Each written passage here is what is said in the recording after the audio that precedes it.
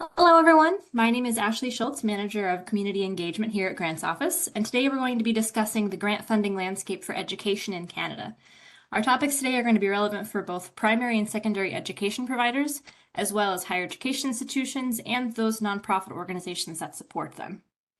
Before we get started, I've just got a couple housekeeping items for you. You may ask questions at any time during today's event using the question and answer interface. That's at the bottom right-hand corner of your screen. Feel free to submit as many questions as you'd like. We'll get to as many as possible towards the end of our session today. Also know that this session is being recorded. The recording is going to be available for download at the Grants Office website starting tomorrow, and the PowerPoint slides that you see presented here today are also going to be available in that same location. So again, we're talking about the funding landscape for education in Canada. We're joined today by Siddhi Aubeeluck, who is the Grants Development Associate here at Grants Office. She is our lead funding consultant for Canada here. And I'm really excited that you guys are going to be learning a lot from her today. She has some really great information and also some personal expertise for you ahead. So here's a quick run through of our agenda over the next 30, maybe 40 minutes. We're going to start with the landscape itself. So who's putting money on the table and which organizations are actually receiving those dollars. From there, Sid's going to dig into the main themes that we're seeing in education grants and also talk about some of the opportunities that are actually coming from them, specific named grants out there. We'll also take a look at some key emerging trends in education that are really shaping how funding is going to be directed here over the next few years. We're going to close out with some practical questions, including, in particular, why timing matters. In other words, why is starting the grant process early going to make the difference for you as an education institution are applying to these funding grants out there? So with that, I'm going to pass things over to Sid to get us started on the education funding landscape. Sid? Perfect. Thank you, Ashley. All right, so to start us off, I'll jump right into the funding landscape. So the education grant ecosystem in Canada has three main layers. So there's the federal layer, the provincial or territorial layer, and then lastly, the foundation layer. So each plays a distinct role, and together they create a system that supports institutions of all sizes, so anyone from large universities to local nonprofits. So just as a general rule of thumb, the size of the funding source relates to the award size and the competitiveness of the application. So for example, federal programs tend to offer the largest awards, but they also come with the most complex applications and the longest review timelines. Provincial funding is a bit more in the middle, so it focuses on operational needs and service delivery with more predictable budget cycles. And at the other end, foundations usually provide smaller targeted grants. These are often more flexible, easier to apply for, and quicker to access. So it's this layering that gives education organizations a variety of options depending on their scale and their priorities. So when we look at the federal level, this is where the biggest and most competitive awards come from. These are the multi-million-dollar programs that usually go to colleges, universities, and research institutes. They focus on things like research, innovation, and large-scale infrastructure. And they're basically designed to drive Canada's innovation ecosystem forward as a national priority. Think of programs run by the Tri-Council agencies or the Canada Foundation for Innovation. These are transformative, but they're not easy by any means. Applications are rigorous, partnerships are expected, and timelines are usually long. The payoff, though, is that these are what give institutions the resources to take on projects that can truly shift Canada's research landscape. But federal support isn't just about higher education. It also plays an important role in primary and secondary education, particularly concerning Indigenous education, which is overseen by Indigenous Services Canada. However, other departments are also involved in the K-12 space, as they'll sometimes run targeted initiatives around things like workforce development or digital equity. A good example is the CAN Code program administered by ICID. This program has invested over $100 million between 2017 and 2024 to bring coding and digital skills training to students and teachers, and they have a strong focus on equity. So basically, federal funding really operates on two fronts. First, it builds the national research and innovation ecosystem. That's the foremost priority. And then second, it supports targeted calls that respond to emerging priorities, whether that's workforce development, digital equity, or other equity-focused initiatives. And if we look at the numbers, you can really see the weight of that national role. This first chart shows how federal granting councils, together with programs like the Canada Research Chairs and the Canada Foundation for Innovation, they account for about 1/3 of all sponsored research funding at Canadian universities. So that makes them the single largest dedicated source of research dollars. The second chart shows where those dollars go. So between 2022 and 2023, about 76% of funding from the three granting councils, so Social Science and Humanities Research Council, NSERC, and the Canadian Institute of Health Research, they went to the U15. So that is Canada's largest research-intensive universities, whereas smaller and medium-sized universities only got about 24% of the funding. So that really highlights two things. First, as mentioned, these grants are incredibly competitive, with the biggest institutions best positioned to win them. And second, it shows how federal funded is treated as a national investment, concentrated in places that are seen as central to driving Canada's research and innovation ecosystem forward. Now, if we shift from higher education to primary and secondary, the picture obviously looks super different. In this space, provincial and territorial governments really take the lead since responsibility for schools sit within their education ministries. They're the ones covering most of the day-to-day funding needs. So core operating costs like staffing, maintenance, and administration, these are all funded provincially and distributed as pass-through allocations to school boards across the country. So this isn't competitive funding. On top of these basics, provinces also offer targeted grants for things like curriculum development, STEM initiatives, infrastructure, and student well-being. For example, Ontario's Responsive Education Program, administered by the Ontario Ministry of Education, provides time-limited funding for pilot projects that address emerging classroom needs. So that could be anything from STEM initiatives to mental health supports. So here, if we look at the numbers, the picture really comes into focus. According to StatCan, provincial and territorial governments account for the overwhelming majority of K-12 education spending in Canada. Federal contributions, even if you factor Indigenous Services Canada and targeted programs, are only a small fraction by comparison. But again, that makes a lot of sense considering each province manages their own education system. Now, the final layer is the foundations and philanthropic organizations. So Canada has over 11,000 foundations, ranging from national players like the RBC Foundation and the Rideau Hall Foundation to local community foundations scattered all around the country. These grants are usually smaller, so anywhere from $5,000 to $50,000, but they're often more accessible with simpler applications and shorter wait times. Foundations tend to fund shorter-term, region-specific, and community-driven initiatives. So their focus is often on equity and community impact, supporting projects that deliver direct benefits on the ground. According to Carleton University, between Canada's 6,770 private and 4,780 public foundations, a little over 1,000 foundations focus specifically on education. For example, the Weston Family Foundation supports initiatives like the Weston Family Scholarship in the skilled trades, helping improve learning outcomes and create opportunities for students across Canada. Another example is the Dreamcatcher Charitable Foundation.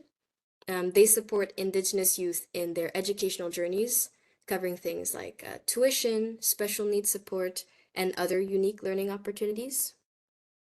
Now, even when a foundation isn't explicitly dedicated to education, there is often a way to align an initiative with the funder's broader goals. So, for example, many foundations prioritize youth or community development. So education projects, especially those with a clear social impact, can often find support through this layer of funding. So they're often overlooked, but foundations play a really critical role in filling gaps and supporting smaller, high-impact education projects. All right, so now that we know who's funding, the question becomes, who are these grants for? And there are really three main groups involved. So we have schools and school boards, nonprofit organizations, and higher education or research institutions. Federal grants support all of these, but as we've seen, they're mostly geared towards higher education and research, funding big projects and major infrastructure. Schools and school boards are generally funded at the provincial or territorial level with core operating costs delivered as pass-through grants, and nonprofits usually rely on foundations and philanthropic organizations. But it's crucial to note that some federal and provincial programs are also open to nonprofits. And it's worth noting that a lot of school boards or universities actually have a nonprofit arm, which means they can sometimes tap into these funding streams as well, especially when it comes to socially driven projects. All right, so now that we have a better understanding of the landscape, we can jump right into funding themes and also explore some grant examples. So equity and access are often where the conversation begins. Talking about education is one thing, but ensuring that every community has the resources to participate, that's where the real challenge is. That's why one of the main themes in education grants is equity, accessibility, and inclusion. So basically how funding can help remove barriers so every learner has a chance to succeed. This theme shows up across all three levels, so federal, provincial, and especially foundation funding, with most grants including some sort of DEI component, even if they're not entirely focused on education access itself. A great example of a program that addresses this theme is the Canadian Internet Registration Authority, or CIRA, their Net Good grants. So every year, CIRA directs over $1 million towards projects that strengthen digital infrastructure, promote online safety, and support policy engagement, particularly projects that benefit students in northern, rural, and indigenous communities. The program funds initiatives that improve internet access, affordability, and speed, provide tools and training to increase online safety, but also raise awareness about internet policy more generally. Grants can go up to $100,000 per project, and they're open to nonprofits, indigenous organizations, and academics affiliated with Canadian universities or colleges. These initiatives are about empowering students with the digital tools and skills they need to succeed in our new age of education. The next central theme is research and innovation. So this is all about supporting new discoveries, fostering collaboration, and turning ideas into real-world impact. At the heart of this are research and development grants. They focus on building the labs, equipment, and platform that drive Canada's innovation ecosystem forward. And a standout example is from the Canada Foundation for Innovation, the John R. Evans Leaders Fund, or JELF. It's designed to help institutions attract and keep top researchers and support projects that really push innovation forward. So that being said, JELF is open to universities, colleges, research hospitals, as well as nonprofit research institutions. They make sure that proposals are peer reviewed so that only the strongest ideas get funded, and the federal government usually covers about 40% of costs. Provinces often match part of that, and institutions cover the rest. So awards can go up to $800,000 per project. So these aren't crumbs by any means. So what exactly gets funded? Well, JELF supports the physical infrastructure and resources that make research possible. So that includes new or upgraded labs, specialized equipment, and research platforms. But it can also cover a portion of operating and maintenance costs as well. They also cover direct research costs contributed by partner organizations. The program basically encourages multi-institutional collaboration, allowing multiple universities or research centers to work together on a single project. Ultimately, it's programs like JELF that don't just build labs, they give students access to cutting-edge facilities and hands-on research experience, helping them develop skills, explore new ideas, and thrive in an innovative environment. Now let's explore our last funding theme, skills, workforce development, and lifelong learning. This area is all about helping people of all ages build the skills they need to thrive in today's rapidly changing economy. So whether that's adapting to new technologies, preparing for emerging careers, or building lifelong learning opportunities. This priority shows up across all three levels as well. And it's a great example at the foundation level is the RBC Foundation. So their mission is to improve the quality of life in communities where RBC operates by supporting nonprofits. And one of their key focus areas is actually the rapidly changing workforce. So they support projects that equip people with the skills to thrive as industries evolve and new opportunities emerge. A great example of this is quite recent. This was announced in March of this year. RBC gave a $800,000 contribution to Saskatchewan Polytechnique. This funding is helping the school enhance training programs in the sustainable energy sector, equipping students with the skills they need to succeed. The goal is to help students upskill and prepare for the 200,000 to 400,000 new jobs predicted in the sustainable energy sector, supporting Canada's transition to a net zero economy. So as you can see, RBC grants are larger than most foundation awards, with funding of up to $500,000 a year for as long as 5 years. So a single project could receive as much as $2.5 million. In terms of who's eligible for this funding, registered charities, qualified donees, as well as nonprofits are all eligible for this foundation.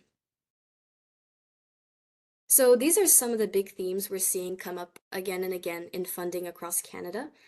If you have a project in mind that isn't fully fleshed out yet, it's worth thinking about how your goals could connect to one or more of these priorities. That way you keep your options open and make sure your project can tap into as many of these well-funded streams as possible. But it's also important to keep in mind that these themes can look different depending on what province you're located in. For example, provincial workforce development programs might be aligned with a province's particular labor market priorities, like energy and trades in the prairies, for example. Paying attention to these slight regional differences can make your project even more competitive. All right, so now that we've looked at the big themes guiding Canadian education funding, we can zoom in on some trends, the more recent shifts that show how these priorities are actually evolving. In recent times, we've seen some significant changes that are shaping opportunities for educators, institutions, and communities as well. These trends give us a glimpse into where the momentum is moving, as well as where and how the funding is flowing. And one of the clearest trends in education, I'm sure you're all noticing this, is the rapid shift towards digital learning. So during the pandemic, schools and universities had to adopt to online tools almost overnight, just to keep operating. But now technology is driving a broader transformation in how we teach and learn. AI-assisted instruction, interactive online modules, and integrated digital literacy are all becoming standard, while post-secondary institutions are investing in things like virtual labs, secure data systems, and tech-driven research. This shift is changing how funded is allocated. It's no longer about simply keeping campuses online. Grants and government's support are increasingly aimed at building digital fluency, enabling innovative teaching, and preparing students for a tech-driven workforce ready for tomorrow's opportunities. Another significant development is the new federal government's huge investment in higher education. So this was quite recent. In July 2025, the Government of Canada announced over $1.3 billion in funding to support more than 9,700 researchers and research projects nationwide. This funding encompasses a wide variety of things, so scholarships, fellowships, research grants, as well as course support for agencies like NSERC, the Social Science and Humanities Research Council, as well as CIHRs. So it empowers students and researchers to pursue innovative projects across various fields, so anything from artificial intelligence to climate resilience. So universities can now expand research capacity and foster interdisciplinary collaboration. So Canada is really signaling a strong commitment to building its academic future and bolstering our innovation ecosystem. But of course, it's not all growth and optimism. So operating grants, so the core funding that keeps our schools and universities running, simply aren't keeping up with inflation. So in Ontario, for example, per student funding rose by just 2.6% last year, which doesn't cover rising costs like staffing, utilities, or digital infrastructure. Universities are facing a very similar squeeze, with provincial support down about 15% since 2007. Now we're seeing that even tuition increases haven't fully filled the gap. So as a result, schools are relying more on competitive grants, but these are typically meant to fund specific projects or initiatives, not everyday operating costs. So while these grants can spark innovation and support new programs, their short-term nature makes long-term planning really difficult. So education institutions are basically caught in this balancing act, trying to do more with less while still preparing for the future. So it's not a great spot to be in. Now, this tension could get even sharper with broader fiscal changes. So just earlier this month, Prime Minister Mark Carney flagged that upcoming federal budgets will focus on austerity and investment. So he's asking ministries to cut program spending by as much as 15% by 2028. So even though core education transfers should stay protected, discretionary funding like pilot projects and competitive grants could be hit. So that means that schools and universities might face a tricky situation, needing more support from grants, just as some of those funds might shrink. So taken together, these trends paint a picture of a funding landscape in motion. We're talking about digital innovation, major investments in research, operating pressures, and shifting fiscal policy, which all shape where energy, attention, and dollars are flowing in Canadian education. Obviously, this is not the whole story, but it's a vivid snapshot of the challenges and opportunities ahead. Now, a great way to take advantage of opportunities and also prepare for the challenges of grant seeking is to start the process early. With the broader fiscal shifts towards austerity, discretionary and project-based funding may become more limited, so that makes preparation even more critical. We understand you're all super busy people and grant applications can feel very overwhelming on top of everything else on your to-do list. That's why starting early gives your organization the space to really understand grant criteria and shape your project to align with funder goals. It also gives you the time to refine your application, gather input from your team, and juggle multiple submissions without the last-minute stress. And this is especially relevant when it comes to competitive programs where preparation can make all the difference. So Grants Office is here to support you with every part of your proposal development for any education grant you're interested in. Your project narrative is important, formatting and organization matter, and a justified budget is essential, and we're here to guide you for all of these. But to make the most of our support and to maximize your chances of success, you need to come to us early, well before your project is ready to launch. So keep in mind that grant applications and the grant application process can take anywhere from 1 to 4 months, with some proposals being over 50 pages in length. So just to give you an example, let's explore grant process timing using the NSERC Promo Science program. So basically, this program funds outreach STEM initiatives for youth with an equity focus, and it has an annual deadline of September 15th. So the 2025 call just closed earlier this week. So let's say you were to apply to this program.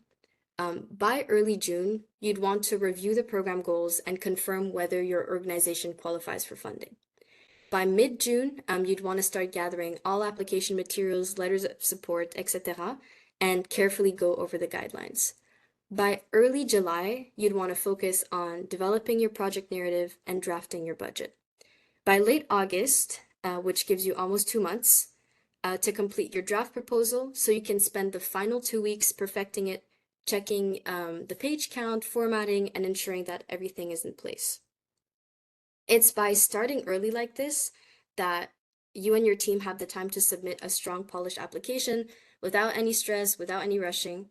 And for federal programs like this program, with a large pool of applicants, careful preparation can make all of the difference and significantly increase your odds of getting the funds your organization needs.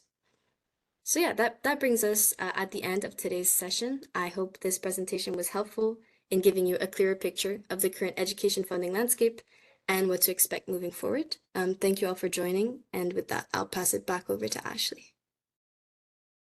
Wonderful. Thank you so very much, Sid.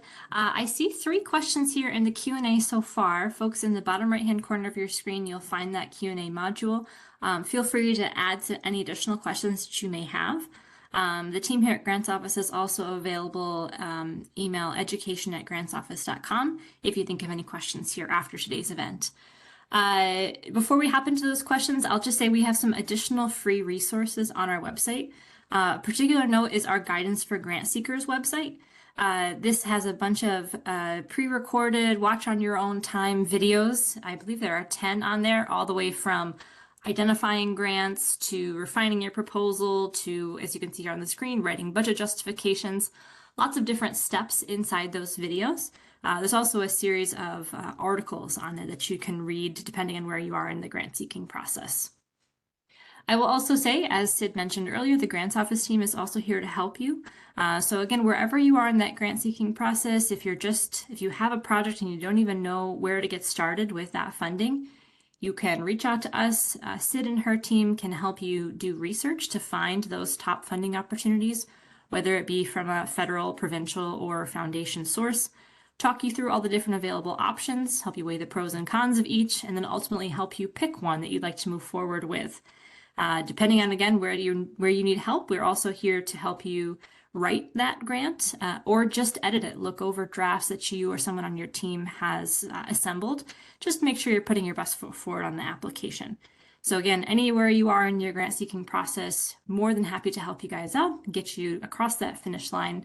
Again, wherever you kind of are.